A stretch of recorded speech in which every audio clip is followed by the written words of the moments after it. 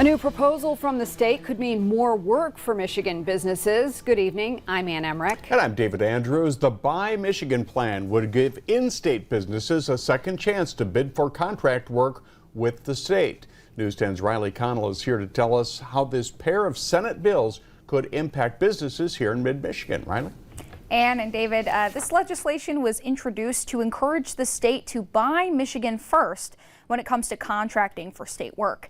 If it's passed into law, it could give businesses in Greater Lansing a fighting chance against out-of-state vendors. There are dozens of businesses doing contract work in mid-Michigan every day. A new proposal called the Buy Michigan plan could help them compete with cheaper offers from outside businesses, giving them the chance to make the state of Michigan their client. Lansing business owners like Rob Bancroft say it's an opportunity that would be worth fighting for. Could bring more money to the company, more jobs for my business.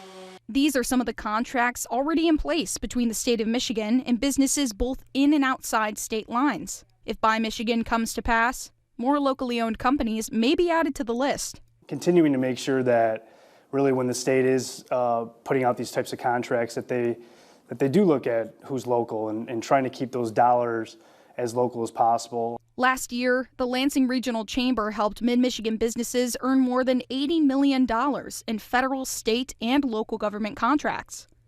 The chamber says it wants to see those earnings have the potential to climb. We want to keep that dollar here, employees here, and anything that we can continue to buy Michigan. Even if Buy Michigan doesn't mean a contract for GNR Landscape, Bancroft says he'd like to see those dollars used close to home. Either way it goes, the money's staying in Michigan instead of going out of state. The state of Michigan contracts about $16 billion annually for contract goods and services. If Buy Michigan is passed into law, we could see a larger portion of that income stay within the state.